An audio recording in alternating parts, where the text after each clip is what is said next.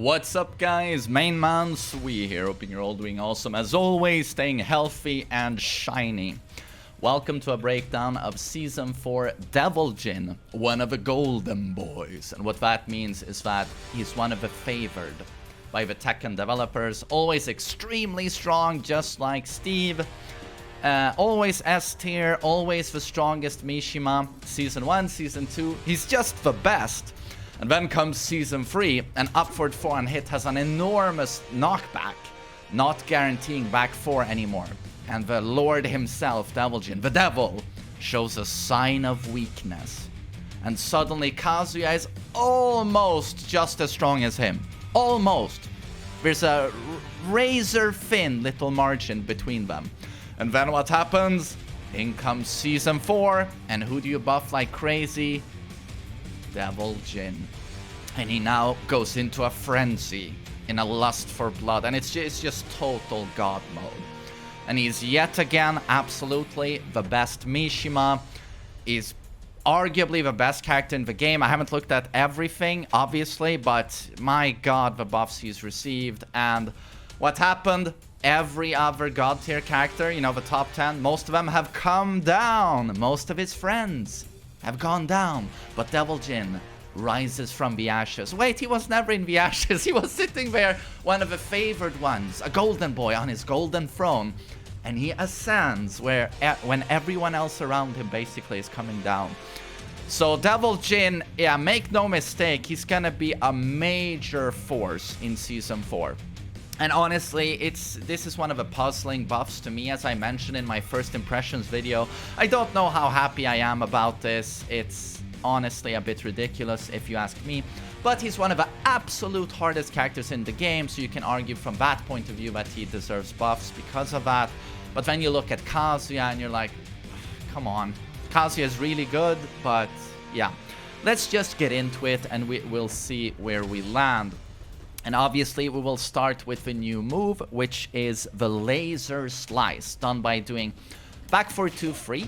So it is actually a variation of a classic laser cannon that has been there since Tekken 3. Giving such a legacy move an extension is a pretty ballsy thing, honestly, by the developers. And if you don't know the laser cannon, this is a mid string where you can end with an uppercut should you want to do so. Only the 2 first hits are a natural combo. On block it's -10, but you're always afraid of the last hit, you know, so most often you don't try and do a jab punish because, you know, it can really hurt. And the string is fully delayable, which is great. But the main thing to know about this string is that it tracks to both sides. Yes, this is Devil Jin's like, stop sidestepping me. Very fast. It's just a really, really good string. It's hard to overstate how good this string is. So this getting an extension is a pretty big deal. And the laser slice, just like the mid, it's a natural combo for big damage and wall splat. So what this means is that Devil Jin next to the wall, usually to stop sidestepping, he'd have to use his forward 4, which is a high, because his forward 1+2 is a little bit sluggish and it's quite unsafe on block at -12. Although you had a pretty cool cancel, but you know, no real damage from that. And it's still unsafe, the cancel. So basically, this is a safe on block homing to shut down, I think, stepping at the wall. It's -9, but obviously it's a bit slow between the hits. The second hit is a high, so you can duck it. But of course, this is where you can mix up with the traditional version. So again, this is nothing like amazing, but especially in like beginner and intermediate ranks, this is gonna be a really big deal for Devil Jin, as most people will not duck the second hit. And even in high level play, I think this could come in to shut down stepping at the wall. But yes, it's not like mind-blowingly crazy strong, but it's still definitely something that adds value to Devil Jin. And I do want to stress that one of the biggest changes to me as well is the back to 1. They slowed down the second hit by 1 frame, making this now super reliable at the wall for enormous damage. It used to be very inconsistent. You'd have to do a very specific combo for it to work 100%. And if a wall was slightly off axis, it would drop a lot. You would not get the, 60% favorable scaling for huge damage. But now it's very, very consistent. And wall damage has come down for all characters.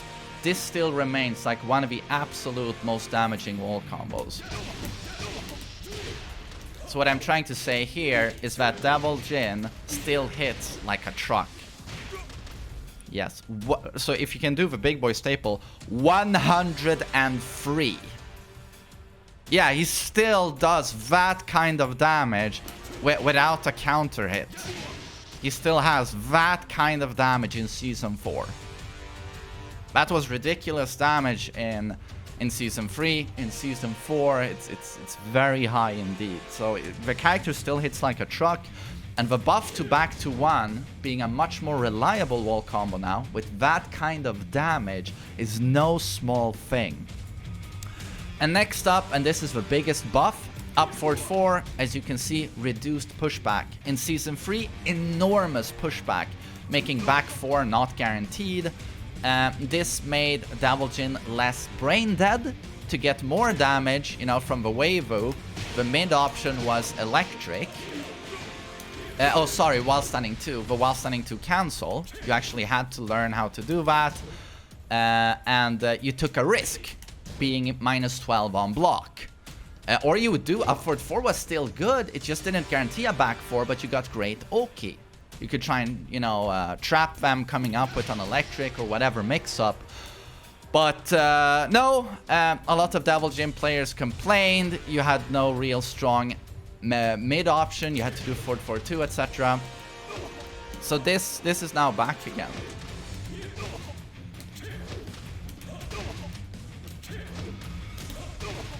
So yeah, this is again, hard to overstate how big of a buff this is. This is huge for Devil Jin.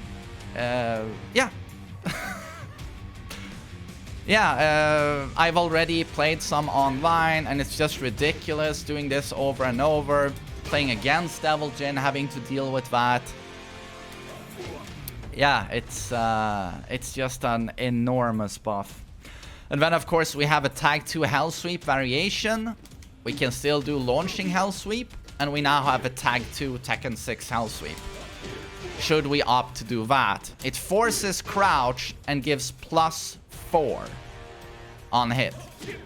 So that's a good option now at the wall, where you'd used to do this for 37. This now does 38 and leaves them in crouch at -4 at the wall. Where you can down forward 1, for example, or whatever it is you want to do. And rage comebacks, doing this. Again, it's just a pretty damn nice buff for Devil Jin. It's a pretty big deal. And then we have another ridiculous buff in down back 2, which is a great low. It offers immediate high crushing. Comes out at 22 frames, unseeable, +3 on hit, and only -13 on block. So very good move. On counter hit, used to give very decent frame advantage. And now what happens on counter hit? It knocks down into a back 4. Or should we want more damage? Laser. But you're probably gonna do back 4 because of the Okizeme. So yeah, this is a buff where I'm also like, you didn't need that at all. And as was found very early on, it even combos, if you have rage, into rage art. You just mash it out, back 1+2, and voila! Rage comeback. Boom! 60 damage at the very least, depending on how low your health is. And yeah, so now, when Devil Jin is in rage, you gotta watch out for up 4 comebacks that crush lows, certain mids, certain highs, and now down back 2, which will, this will now be a really good panic tool in Rage. So yeah, this buff as well is just, in my opinion, ridiculous. He didn't need it at all. And then another buff he also didn't need, in my opinion, is buffed range on down forward 4 and while standing 4. Oh, sorry.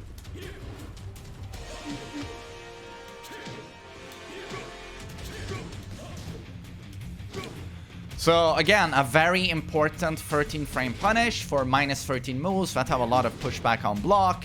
And while standing 4 can't be overstated how important that poke is for Mishimas. Very strong mid check. So again, he has buffed range on both of these options.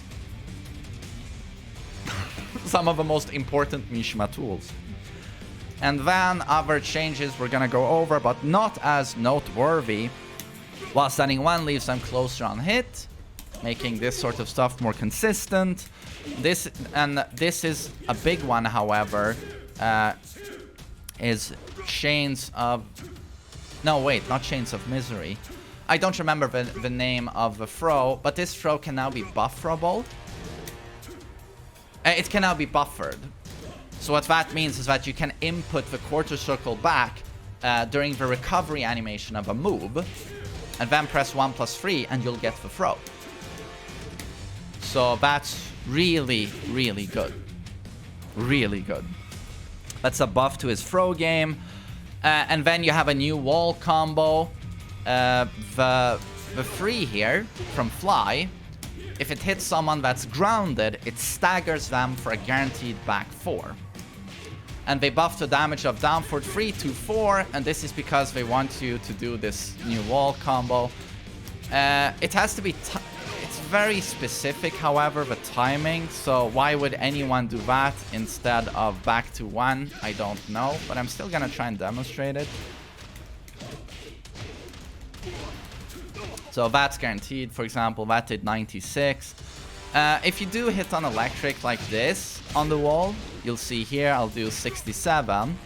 But if I do this, very easy also, that's 1 damage more and better Oki. Oh wait, did I just fuck up? You know, that's 1 damage more and better Oki.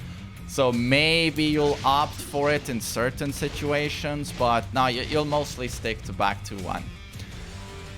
Right, so that is Devil Jin in Season 4, and yeah, it's like, you didn't need any of this. The buff to upward 4 alone is ridiculous. Down back 2, ridiculous. Hell Sweep variation. Down forward 4, back to 1, more consistent. Yeah, basically Devil Jin goes God mode again. He is far and beyond the best Mishima again. Yeah, he could very well be the #1 character yet again, the golden boy. Oh well, yeah, have fun playing against Devil Jin, I guess. But, you know, again, a very difficult character. I guess they really enjoy seeing him in tournaments, the Tekken developers. Yeah, I hope you enjoyed this breakdown, and I hope you have a lovely day. Take care.